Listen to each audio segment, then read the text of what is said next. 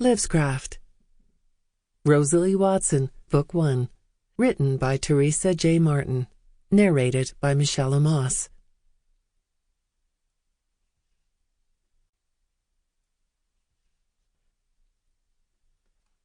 1. Just one day before finals were to end, a Silverstone State University student went missing. I rested my hip against the cold kitchen countertop and turned up the volume on the television.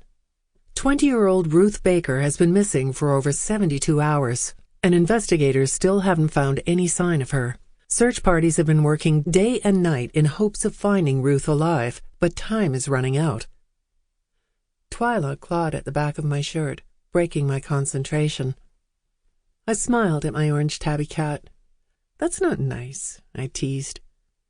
Twyla, perched on the countertop where she wasn't supposed to be, stared up at me with glowing golden eyes and tilted her head. "And you're not supposed to be on the counter," I added pointedly. If Twyla had been human, she would have rolled her eyes. She swished her tail twice and gracefully hopped off the slick granite surface before circling my legs and yowling at me.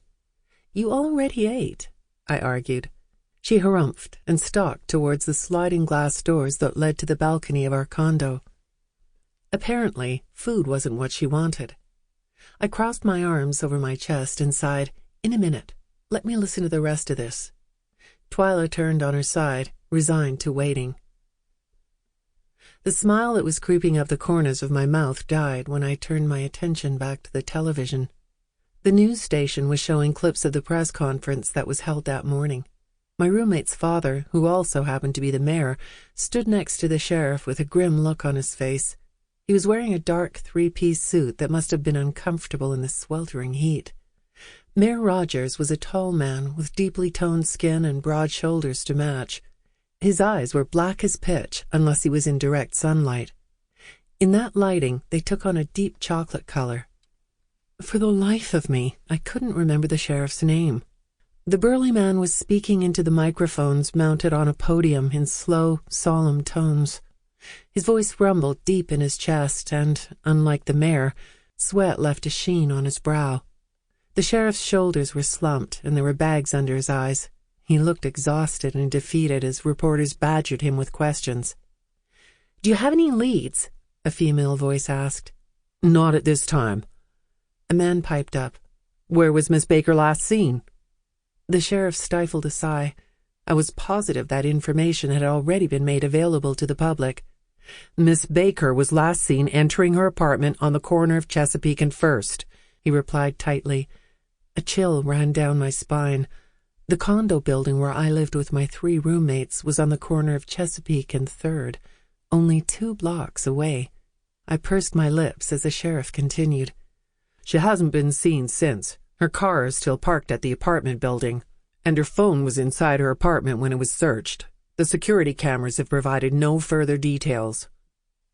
The footage cut back to the newsroom, and the anchors told the audience to call 911 immediately if they saw any sign of Ruth or had any information that might help with the investigation. I turned the volume back down and pushed off the countertop. The thought of someone who was only 1 year my junior going missing caused a ball of dread to form in the pit of my stomach. Silverstone was an up-and-coming city with lots of new buildings and a popular university. The crime rate was almost non-existent. Consequently, the news that someone had gone missing had the entire city on edge. I really hoped that Ruth would just show up, laugh, and tell everyone that she had just stayed at her boyfriend's house for a few days and forgotten her phone, but I wasn't counting on that. I shook my head and walked over to where Twyla was lounging. She sprang to her feet as I unlatched the heavy door.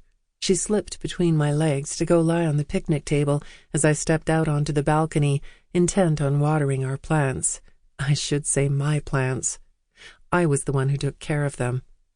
The dry air that filled my lungs and harsh sunlight prickling at my skin took my mind off the curious case of Ruth Baker. I carefully surveyed the potted plants that lined the banister. All of my cacti were doing okay. This spring had been dry, even for Texas, but it wasn't anything a cactus couldn't handle.